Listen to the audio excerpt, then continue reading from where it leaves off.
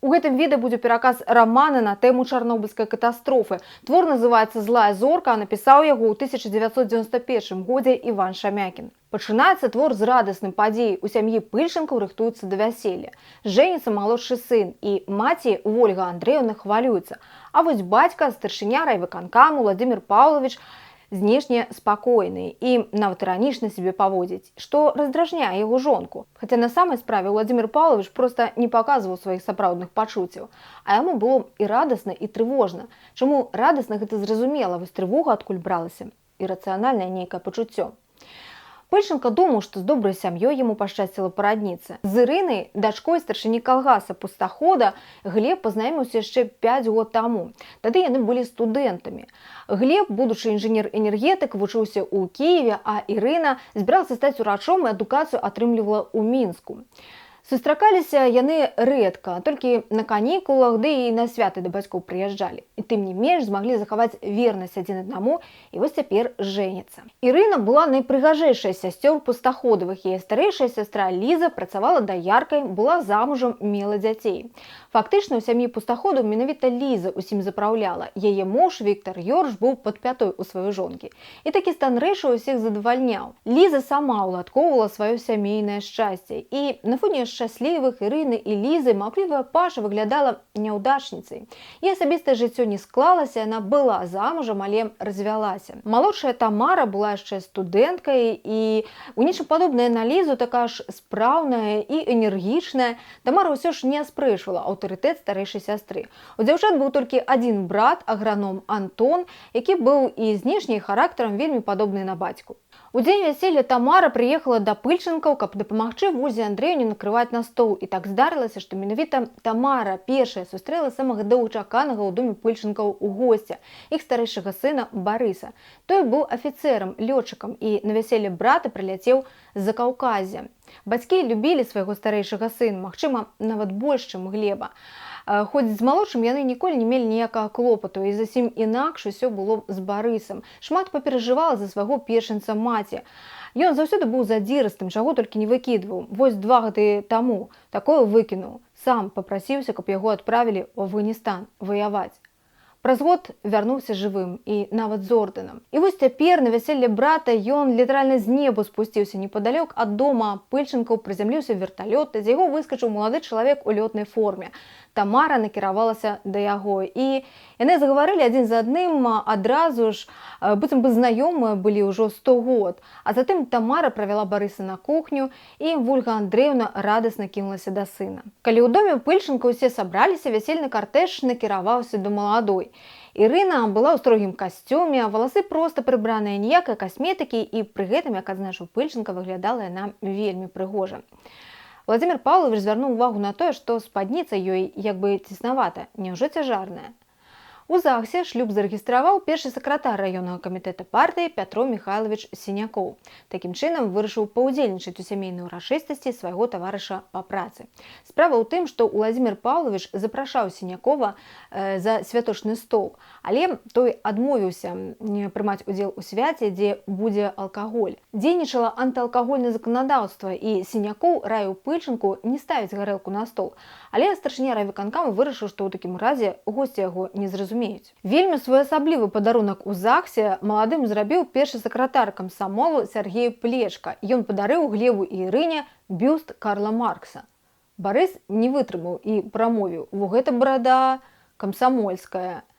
Усе пасмяяліся з жарта, Плешка разгубіўся. Аднак сітуацыю выратаваў Глеб, ён шчыра падзякаваў камсамольцу і паціснуў яму руку.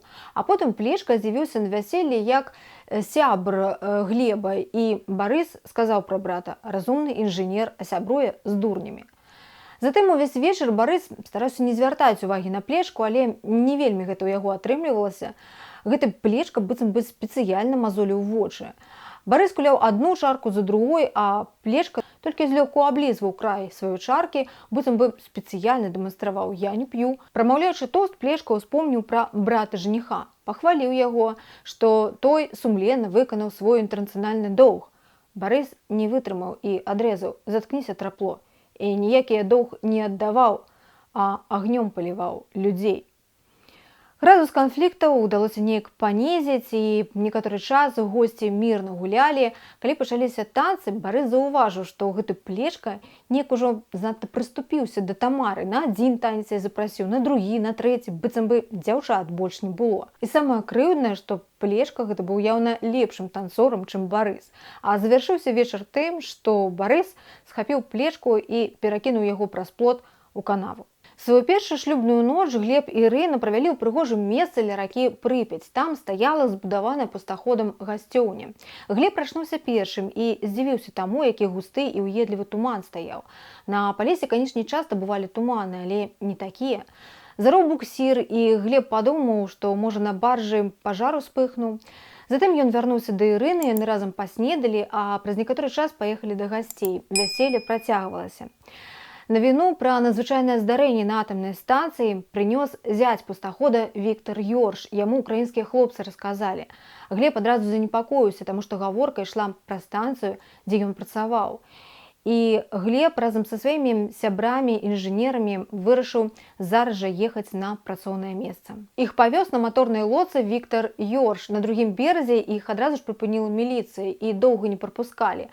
Дазіметрыст Васілій Гмыр пасля таго, як прыбылі на месца, змяніўся ў твары, неяк скіс, пазелянеў і неахвотна ішоў за сваімі сябрамі. Калі Глеб падняў з травы рэактарны графіт, не разумеючы, што гэта, Васілій Гмыр крыкнуў: «Кінь! Вы наогул уяўляеце, што адбылося?» Але хлопцы, інжынеры-энергетыкі чамусьці не ўяўлялі маштаб трагедыі. І Васілій Гмыр кінуўся назад да маторнай лодкі, а на пытанне Віктара, дзе хлопцы, ён адказаў: «Яны героі, а я героем быць не хачу». А Пыльчанку пазваніў Мятліцкі, які кіраваў адукацыйнай галіной у раёне, і расказаў, што дырэктар адной са школ у Паніцы гаворыць, што нельга заўтра выводзіць пад адкрытае неба дзяцей на спартыўную гульню. Яму начальніца гідраметэапункта патэлефанавала, паведаміла, што ў яе нейкі там прыбор зашкаліў. Мятліцкі не мог уцяміць, пра што ідзе гаворка, і вырашыў пазваніць Пыльчанку, старшыні райвыканкама, хоць і ведаў, што ў таго сямейная ўрачыстасць. А Пыльчанку і сапраўды не хацелася ўнікаць у справу, прымаць нейкае рашэнне, і не адразу ў яго галаве склаўся пазл: дзеці, спартыўная гульня, прыбор нейкі і навіна пра пажар на атамнай станцыі. Ніякіх афіцыйных паведамленняў не было, распараджэнняў зверху таксама. І што гэта значыць? Што можна супакоіцца? Альбо наадварот? І калі вярнуўся Віктор Ёрш і расказаў пра спалоханага дазіметрыста Васіля Гмыра, якога прывёз назад, Владзімір Паўлавіч пачаў актыўна шукаць інфармацыю. Ён патэлефанаваў па некалькіх нумарах, але нічога новага так і не даведаўся. У тую ж суботу ў Маскве ў гасцініцы «Расія» званок тэлефона разбудзіў о 6 раніцы акадэміка Мартынюка. Яго калега паведаміў, што ў Мінску дазіметры зашкалілі, а трывогі ніякай няма. І Мартынюк вырашыў патэлефанаваць свайму куратару, віцэ-прэзідэнту Саюзнай акадэміі, і запытацца, можа, яму што-небудзь вядома. Той расказаў, што здарылася аварыя на Чарнобыльскай атамнай станцыі. Але да высвятлення абставін ніякай панікі. Такая каманда зверху. Мартынюк здзівіўся, як маўчаць, і куратар яму сказаў: «Нам даверана дзяржаўная тайна». Тады Мартынюк успомніў, што ў яго ў Маскве ёсць знаёмы дзяржаўны чалавек. Яго зямляк, Карапей Антон Пятровіч, быў адказным работнікам Дзяржплана Саюза. І Мартынюк вырашыў звярнуцца да яго і запытацца, ці не валодае ён якой-небудзь інфармацыяй пра аварыю, наколькі сур'ёзная небяспека, якія маштабы трагедыі. І ў адказ ён пачуў, што нічога страшнага, пажар і сапраўды быў уначы, але яго ўжо патушылі, а ўзрываў ніякіх не было. Але Мартынюк падумаў, усё ж радыяцыя дайшла ажно да Мінска, значыць, справа сур'ёзная, і ён вырашыў не здавацца, працягваць пошукі праўдзівай інфармацыі. А вось Пыльчанка хоць і прыкладаў пэўныя намаганні, аднак так і не змог дабіцца таго, каб адмянілі спартыўнае свята. У нядзелю ён устаў рана і амаль адразу ж накіраваўся ў выканкам. Па дарозе сустрэў Сінякова, і раённы партыйны лідар папракнуў Пыльчанку за тое, што ў яго на вяселлі камсамольца плечку пабілі. Владзімір Паўлавіч здзівіўся, і гэта галоўная праблема на сёння? Тады ён падзяліўся навіной пра аварыю на атамнай станцыі, і Сінякова адказаў на гэта: «Калі б што было, нам бы ўжо паведамілі. І ўвогуле ёсць людзі, якія гэтым займаюцца». Ага, пацвердзіў Пыльченко, і людзі ёсць, і прыборы. Вось толькі людзі спяць, а прыборы сапсаваныя. Владимир Павлович яшчэ раз прызваў Сінякова адмяніць спартыўнае свята, але той адказаў: «Тады і з мяне, і з вас галаву здымуць за такую паніку». Пыльченко з раздражненнем глядзеў на тое, як людзі збіраюцца на стадыёне. Такога вялікага спартыўнага свята, здаецца, ніколі і не ладзілі. З'явіліся таксама Барыс і Тамара, прыйшоў і Плечка з перавязанай рукой. Як толькі Плечка заўважыў Барыса, ён раптам падхапіўся і пайшоў уніз да поля, там, дзе была міліцыя. Такім манеўр камсамольца заўважыў Пыльченко і падумаў, што, напэўна, той хоча адпомсціць Барысу. Так і здарылася, Плечка натравіў міліцыянераў на Барыса, як на п'янага балельшчыка. І потым, калі Пыльченко паўсюль шукаў Барыса і перш за ўсё ў аддзяленні, нідзе не знайшоў і нарэшце вярнуўся дадому, Владимир Павлович заўважыў, што Барыс разам з двума міліцыянерамі сядзіць на верандзе і ўсе разам яны п'юць гарэлку. Пыльченко падумаў, што нават ахоўнікаў правапарадку здолеў спакусіць Барыс. Мартынюк з Масквы прыляцеў у Кіеў, ён збіраўся адтуль паспрабаваць як-небудзь дабрацца да атамнай станцыі, але ў горад Прыпяць яго не пусцілі. У Чарнобылі яму ўдалося сустрэцца і пагаварыць са спецыялістам па рэактарах Камунікавым, які пабываў на атамнай станцыі. І той расказаў, што рэактар разбураны і ўжо выплюнуў радыяцыі нават больш, чым хірасімская бомба. Калі Мартынюк выязджаў з Чарнобыля, то ён убачыў сотні аўтобусаў з людзьмі, гэта эвакуіравалі горад Прыпяць.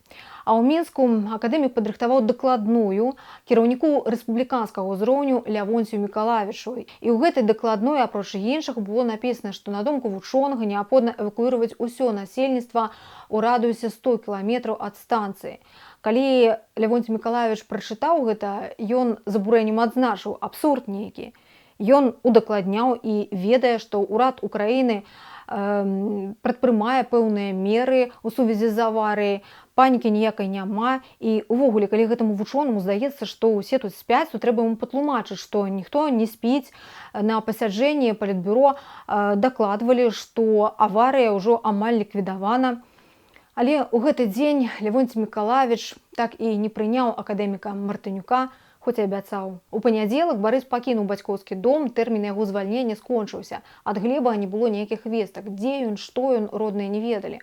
На 5-й дзень пасля аварыі ў райвыканкаме абмяркоўвалі падрыхтоўку да першамайскага свята. Пыльченко прапанаваў не выводзіць дзяцей на дэманстрацыю. Сінякоў быў незгодны, якое свято без дзяцей.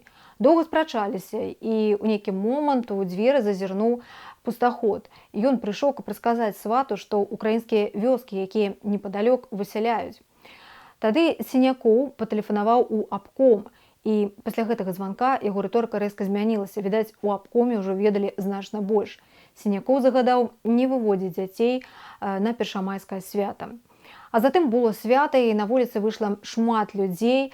Дзеці хоць і не прымалі ўдзел у дэманстрацыі, аднак і дома іх было не ўтрымаць. Яны сядзелі, як вераб'і, на дрэвах і любаваліся святочным шэсцем. Ірына і Вольга Андрэўна больш не маглі заставацца ў няведзенні, і яны вырашылі, што пойдуць шукаць Глеба. Владимиру Павловичу нічога не сказалі. А 2 мая Лявонцію Мікалавічу паступіла распараджэнне зверху эвакуіраваць цяжарных жанчын і малых дзяцей з найбліжэйшых да Чарнобыльскай АЭС беларускіх вёсак. І тут ён успомніў пра акадэміка Мартынюка і загадаў знайсці яго. Потым склікаў нараду, на якой абмяркоўвалі, што ў нас робіцца ў сувязі з аварыяй. Мартынюк расказаў, пра што ён даведаўся ад маскоўскіх і кіеўскіх калег, прадставіў уласныя замеры, і яго прамова зрабіла моцнае ўражанне на ўсіх удзельнікаў нарады. Мартынюк сказаў, што на яго думку неабходна эвакуіраваць насельніцтва па меншай меры з 50-кіламетровай зоны. У тую ж раніцу 2 мая кабінет старшыні райвыканкама Пыльченкі неяк сам сабой ператварыўся ў штаб. Нарэшце наступіў той крытычны момант, калі мясцовыя чыноўнікі больш не маглі заставацца ў бяздзеянні.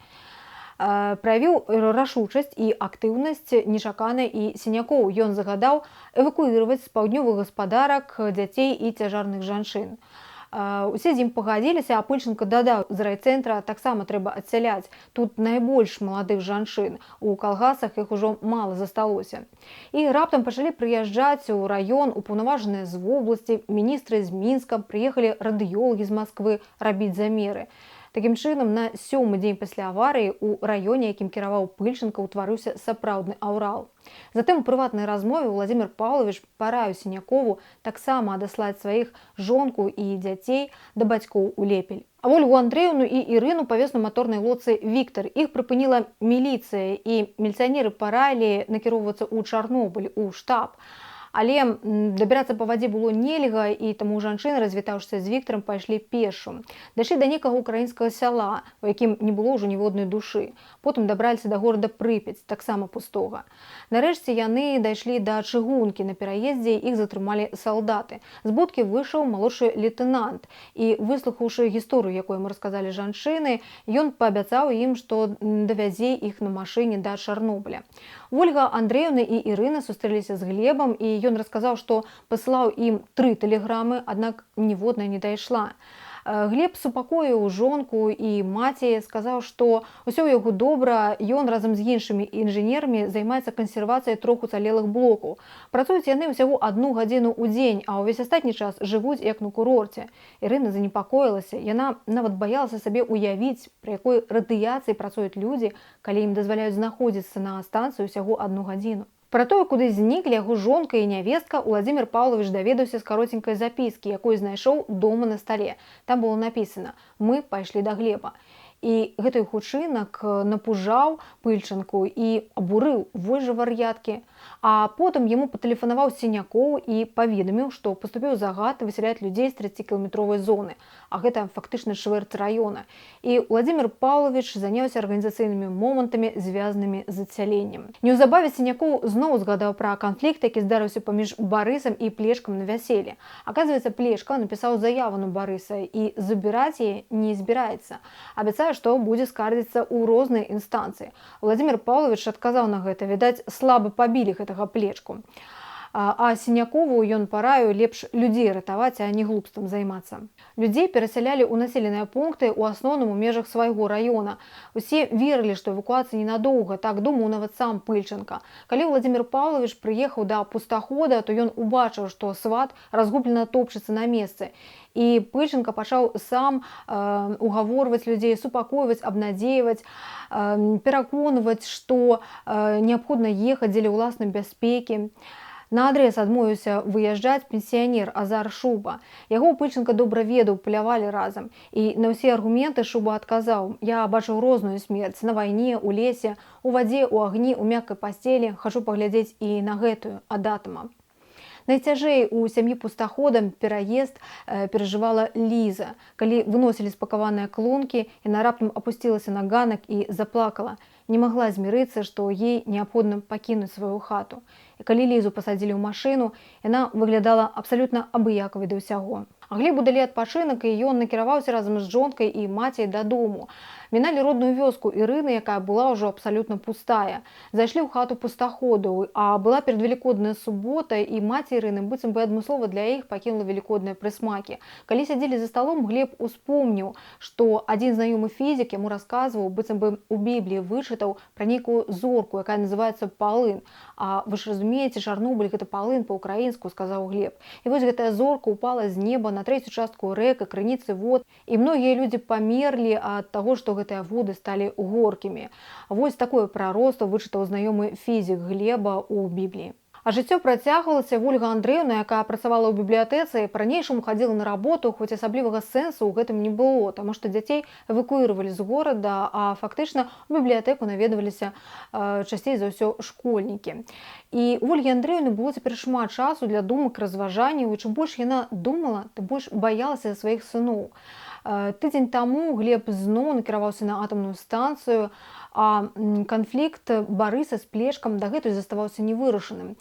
Плешка пагражаў напісаць скаргу ў часць на Барыса, і Ольга Андреевна вырашыла пайсці ў райком камсамола, каб пагаварыць з першым сакратаром. І Плешка запэўніў яе, што нікуды ён пісаць не будзе, што ён усё разумее, чаго толькі не здараецца паміж маладымі людзьмі. А Ірына, як урач-гінеколог, цяпер вымушана была рабіць аборты цяжарным жанчынам у раёне. Такой была рэкамендацыя вышэйшага кіраўніцтва. Толькі вось дзе яны былі раней, чаму не вывезлі цяжарных жанчын адразу ж. І падчас чарговай аперацыі Ірына страціла прытомнасць. У гэты ж дзень яна прыйшла да Ольгі Андрэевны і прызналася ёй, што яна на 4-м месяцы і вырашыла, што рабіць аборт не будзе, бо як можна забіць уласнае дзіця, ды і быць забойцай чужых дзяцей яна больш не можа. І бацькі Глеба вырашылі, што Ірыну неабходна адаслаць у паўночны раён вобласці. Там Пыльченка працаваў 5 год таму і засталіся знаёмыя, якія дапамаглі знайсці працоўнае месца для Ірыны, а таксама жыллё. Тым часам Барыса на размову выклікаў начальнік палітаддзела палкоўнік Жыгуноў. Аказваецца, Плешка ўсё ж такі напісаў скаргу на Барыса, і цяпер палкоўнік выгаворваў: толькі ў небе ты герой, а так кожная твоя паездка за межы часці завяршаецца якім-небудзь скандалам. То ў дзявочы інтэрнат залезеш, то чужую жонку з пляжа звядзеш. І што з табою рабіць, звярнуўся палкоўнік да Барыса і пачуў у адказ: адпраўце мяне ў Афганістан. І палкоўнік пагадзіўся, хоць не прынята было накіроўваць у Афганістан у другі раз, бо не варта выпрабоўваць лёс двойчы. Але у палкоўніка Жыгунова былі свае прычыны, каб пагадзіцца з прапановай Барыса. Сын Жыгунова таксама быў лётчыкам у яго дывізіі, маніпуляваў бацькам, не раз пагражаў, што папросіцца ў Афганістан. І хоць бацька разумеў, што, напэўна, гэта толькі пагроза, але ён вырашыў перастрахавацца і хутчэй сфарміраваць лётны састаў палка, які ўжо праз 3 дні павінен быў узяць курс на Кабул. Пустаходу пераехалі на новае месца. Кіраўнік мясцовай гаспадаркі Дзяніс Карака ўспрыняў пустахода як саперніка, думаў, што той будзе прэтэндаваць на яго ўладу. Тым больш, што Карака аб'ектыўна не лічыўся добрым гаспадаром. Пустахода назначылі загадчыкам малочнай фермы, і ўжо ў хуткім часе справы на гэтай ферме пайшлі значна лепш. У той час, як большасць эвакуіраваных чакалі, пакуль ім дзяржава пабудуе дамы, пустаходы пачалі будавацца самі. Знайшлі пустую сядзібу, купілі старую хату, перасяліліся ў яе, а побач пачалі ўзводзіць новы вялікі дом, які рос літаральна на вачах. Дбалі яны таксама і пра тое, як зімаваць будуць. Насадзілі гародніны, бульбы, і вось бульба пачала ўжо ўзыходзіць, неабходна было яе паскарадзіць драўляным бараной, выбраць пустазелле. І Ліза накіравалася да Каракі, каб папрасіць каня, а той адмовіў. Адмовіў проста з зайздрасці. Магчыма, думаў, што Ліза пачне яго упрошваць, бо яго звычайна ўсе прыніжана прасілі. Але Лізе ў галаву не магло прыйсці, што ёй адмовіць у такой дробязі. А далей яе учынкамі кіравалі абраза, гнеў. Яна сама запраглася замест каня і пацягнула барану. Суседкі здзіўлена на гэта глядзелі, і так працягвалася некаторы час. Потым суседкі ўсё ж такі знялі з Лізы хамут, праз 2 гадзіны прыехала хуткая, інфаркт. Лізу не давезлі да бальніцы. А крыху пазней пустаходы ўсёй сям'ёй перабраліся ў Бабруйскі раён да брата Віктара. А Пыльченка назіраў за тым, як мільёны ў яго горадзе ўкладваліся ў дэзактывацыю, у замену дахаў, у асфальт. Пра горад надзвычайна клапаціліся, але гэта не радавала старшыню райвыканкама. Яму не давала спакою пытанне: а навошта? Пазней яго пераканалі, што жыць тут можна, і ён паверыў вучоным. А як было не паверыць? Цяжка было нават уявіць, што палавіну ўсходняга Палесся давядзецца ператварыць у мёртвую зону. Глеб трапіў у бальніцу ў Кіеве, яго прывезлі на хуткай пасля таго, як ён страціў прытомнасць на працоўным месцы. Бацькі наведаліся да сына і крыху паспакайнелі, калі заўважылі, што знешне ён выглядаў нармальна. Затым ад Тамары Владзімір Паўловіч даведаўся, што Барыс зноў у Афганістане. Ён нічога не сказаў пра гэта жонцы, хаця, як высветлілася пазней, яна і сама здагадалася. Неўзабаве Глеб завяршыў сваю работу на атамнай станцыі і паехаў працаваць у Светлагорск, а Сінякоў паўстаў перад нялёгкім выбарам: альбо кінуць свой раён, фактычна стаць дэзерцірам, альбо страціць сям'ю, бо яго жонка катэгарычна адмовілася вяртацца разам з дзецьмі на забруджаную тэрыторыю. У выніку Пыльченка дапамог вырашыць пытанне з тым, каб першага сакратара райкома партыі перавялі ў Віцебскую вобласць. Там Сінякоў уладкаваўся ў органы ўнутраных спраў. А ў кастрычніку Ірына нарадзіла хлопчыка. Владзімір Паўловіч і Ольга Андрэевна паехалі да нявесткі і ўнука з падарункамі. Малога вырашылі назваць Володькам, так Глеб захацеў, у гонар дзеда. Владзімір Паўловіч глядзеў на ўнука, ручкі, ножкі, ўсё на месцы, і думаў, які страх перажываюць і будуць перажываць тысячы людзей, пакуль не народзяцца іх дзеці. І так будзе працягвацца, магчыма, не 1 дзесятак год. Вольга Андреевна таксама з замілаваннем глядзела на ўнука, але яе радасць была азмрошана. Яна перажывала за Глеба, які зноў апынуўся ў бальніцы, на гэты раз у Мінску. І калі Вольга Андреевна ў чарговы раз наведалася ў палату да сына, яна чуць не самлела. 25-гадовы Глеб палысеў. Владимир Павлович звярнуўся да знаёмага доктара медыцыны, папрасіў даць сваё заключэнне наконт стану здароўя Глеба. Сабралі кансіліум, прыйшлі да высновы. Анкалогія не выяўлена, затое нанесены сур'ёзны удар імуннай сістэме. Глебу давядзецца доўга лячыцца. Тым часам Барыс у Афганістане ў перапынках паміж выкананнем баявых задач маляваў, адкрыў у сябе талент мастака. Найлепш яго атрымліваліся не пейзажы, а людзі і самалёты. Адну з яго карцін інжынер капітан Котаў трапна назваў «Гракі прыляцелі». І гэта былі не тыя гракі, якія прылятаюць вясной, а самалёты-штурмавікі. На гэтай карціне, створанай Барысам, адзін такі самалёт выруліў на бакавую дарожку, да яго падышлі тэхнікі, а другі баявы самалёт толькі-толькі вынырнуў з-за гары. І Барыс адзначыў, што калі прылятаюць нашыя гракі, гэта ж таксама радасць. А потым яго разам з таварышам накіравалі на баявое заданне, і гэтым разам гракі не вярнуліся. Калі самалёт Барыса падбілі, яму ўдалося катапульціравацца, ён блукаў у гарах без вады і ежы, выйшаў да людзей і вырашыў здацца. Ён ішоў павольна да бункера, з-за якога паказаліся дзве постаці вайскоўцаў, затым гэтыя постаці раптоўна схаваліся, і ён адчуў, што на яго глядзяць ззаду. Барыс рэзка адвярнуўся, маджахеды ўзнялі аўтаматы. А тое, што было далей, убачыла ў сне маці Барыса. Вольга Андреевна разам з мужам ехала ў машыне, яны вярталіся з Мінска, выехалі рана. І Владимир Павлович спаў на заднім сядзенні, а Вольга Андреевна ехала наперадзе. У нейкі момант яна заплюшчыла вочы і таксама правалілася ў сон, а потым страшна закрычала: «Барыса забілі». Калі яны прыехалі дадому, Вольгу Андреевну адразу ж адвезлі ў бальніцу. Урачы так і не змаглі паставіць ёй дыягназ. Ні кардыяграмы, ні аналізы не паказвалі ніякай хваробы, але праз 2 тыдні Вольга Андреевна памерла. Хавалі яе 6 лістапада. Пасля памінальнага абеду Владимир Павлович сеў у машыну і накіраваўся да атамнай станцыі. Калі ён апынуўся на месцы, ён вылез з машыны, апусціўся на калені, ударыў кулакамі ў зямлю і крыкнуў: «Ты чаму акамянела? Сціхла? Здрыганіся!» Чалавек крычаў, зямля маўчала. Так завяршаецца раман Івана Шамякіна «Злая зорка». На гэтым усё. Тут, безумоўна, ёсць над чым падумаць і паразважаць. Дзяліцеся сваімі ўражаннямі ад рамана ў каментарыях і абавязкова глядзіце і іншыя відэа на канале.